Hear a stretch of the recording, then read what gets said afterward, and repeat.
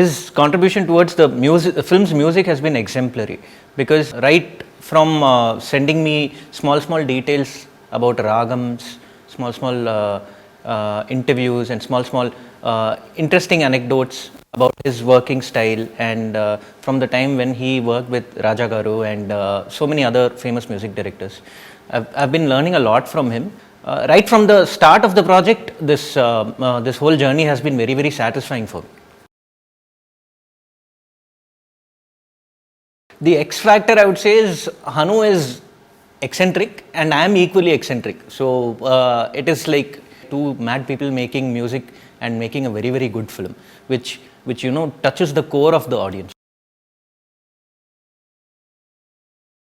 Hanu and me always have this kind of one gentle fight about which song is better. I'm very happy with the response that we've got on the songs, because on the musical side we've tried to be very rich. I have not used even one single plastic sound in the album. The movie is as real as it can get, and the songs are as organic as they can be. So I've done maximum effort from my. This is probably my best work till date. So it's an album that will stand. Hopefully it will stand the test of time. See, one is we all miss SPB sir. There is no one who can fill that void. The only person I could think of to sing those songs, the two songs that released, other than SPB, was SPB Charan, because he's got the same voice texture, he's got the same intonation of singing, he's got a very similar style of delivering, and a voice timbre that matches SPB Garu. We decided, okay, let's I thought through this for a very long time. I posted this thing to that sir, and he was also very happy about the choice of the singer.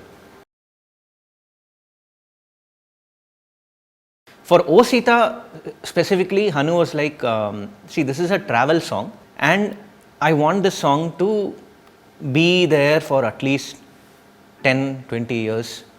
The shelf life of the song has to be that big. For a song that demands that kind of an approach, I would rather turn back time and go back to the 70s or 80s, where there was this typical mix and mash of when Ilayaraja Garu and SPB Garu were like ruling the music industry to a great extent. This song has a slight inspiration from that time. So it is like turning the clock back in time to probably the 70s or the 80s. So that was the brief given to me. Intandam song was the song that was first done for the film. Initially it was a rain song, but the way they have shot it, a rain song would just be an understatement. Right now it is on a completely different level. The song is melodious, the song is soothing, and I have not used any synthetic instruments. I have only gone with everything live. So it's a lot of hard work put, and the kids who sang in the song, the chorus portion of the song, that then Veena, Punya ma'am, it's a lot of work put in by not just me, it is by the entire team, my wife, my engineers, all the instrumentalists, everyone. I wouldn't say I have faced any challenges. Yes, there are a few challenges in making every song sound different. When I decided to sit and compose for this film, one thing was that since I'm not going to use any electronic instrument or any synthetic instrument, I decided that every song should sound different. So the wide range of instruments that I've used, live instruments that I've used, mark for the difference in each and every song. That was the challenging part, because composing a classy tune, it comes naturally to me, but something that is very that holds the test of time, that comes only through live instruments and organic music. So I've tried my best to push that.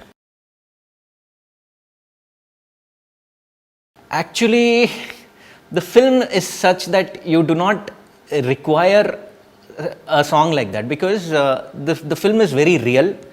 it is not a usual, it's not a very, very light-hearted film. This film will really, when you go and watch it in theaters, it will really do something to you, because it's deep, it is real, and it is, when we see these regular films, we have this hero intro and we have this heroine intro. That kind of grammar is not there in Sita Ramam. It is very, very real and rooted, and it really, it's like when how people used to be when in the 1960s and 70s, how people really used to be. That is the way it's been shot, and that is the character of the film. So this film actually does not require anything like that. Mainly, what I've done is, I've done a small research based on songs that came out in between 1960s and 1980s, Telugu film songs. And one thing peculiar that I found out in all these songs were that they were mostly based on Hindolam raga. So I have not gone and used Hindolam raga, because I wanted this song to, though I wanted it to sound periodical, but at the same time the usage of instruments and everything has been done according to that time. Like we have veena, we have violin, flute, guitar, and there is a certain plethora of Middle Eastern instruments that I have used in the film. The other few songs that were hits in between 1960s and 80s were from other ragams. So I have tried to specifically concentrate on that, and I hope I've done justice to the whole thing. In one word, it would be soulful, because it's a lot of effort that we put from our side, and it's not just in Telugu, even in Tamil and Malayalam, the amount of care that we've taken to make sure that the language does not sound dubbed, and the lyrics don't sound dubbed, and that the sense is different in each language. For example, in Tandam, the beginning portion of the melody is different in Tamil, because that fits better for Tamil. Going through those comments in YouTube also makes me feel really happy, because there are people who recognize that. All the lyricists, the whole team has been working really hard and getting to get the output. It's a very different kind of a ragam. It's loosely based on Khamaj and a little bit of Natabhairavi here and there. But actually, the basic idea of this thing is, the song is, it is synonymous of a kind of a wedding, but not a very, very, very, very celebrative South Indian wedding. Something that is very, very, when two hearts meet, there is a rhythm between them, something like that. It is not with, when we have a wedding, we have like some thousands and 2,000s of people coming in. This song is not like that. It is just two hearts celebrating love and discussing their wedding, discussing their marriage, discussing their future, something on a very close question answer kind of a session. And this was penned by Sirivennela Sita Ramam, who is no more with us, but you won't believe the kind of interactions I've had with that man. He is a gift to Telugu language, because not just Telugu language, he's so well versed with alankarams, he's so well versed with alliterations and figure of speech and the power of language, that I had a conversation with him for 3 hours sitting in the composing session. He came to the composing session and graced me with his presence and sat down, and we were just randomly talking about the beauty of language, beauty of Sanskrit, Tamil, Telugu, Hindi, everything put together. He was one thing that I'll always still carry with me till the last moment is the fact that he said that I love the fact that you are good with language. The other day I was checking my Instagram account, and there was one comment that I received from a person, and it was like, I've been listening to this song for almost 50 times or 52 times or something. So that it means a lot, because they've been counting the number of times the replay has been, the play button has been pressed. Dulquer is a great singer. For all those who don't know, Dulquer is a very, very good singer, and his music sense is very, very good. And apart from all that, his presence in the frame as an actor. I've seen most of his films, but in Sita Ramam, he's outdone himself. There are moments where I myself sitting while composing have become a little teary-eyed. So that's the kind of emotional, emotional feeling that he gives you, even from the screen. So his performance is mind-blowing. There's this song, the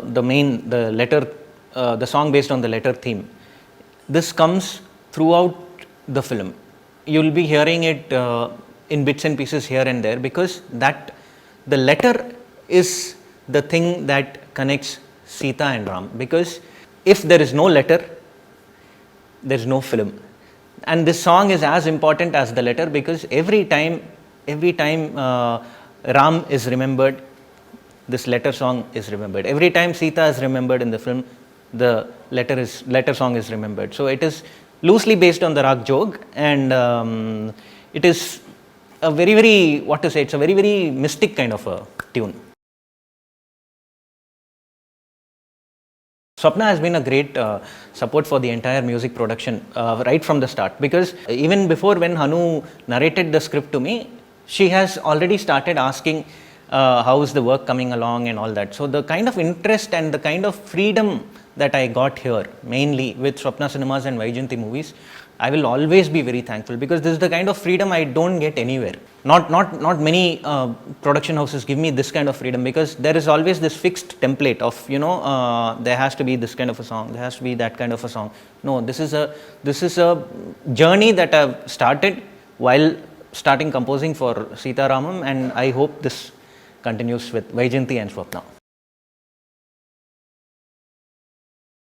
Thank you so much.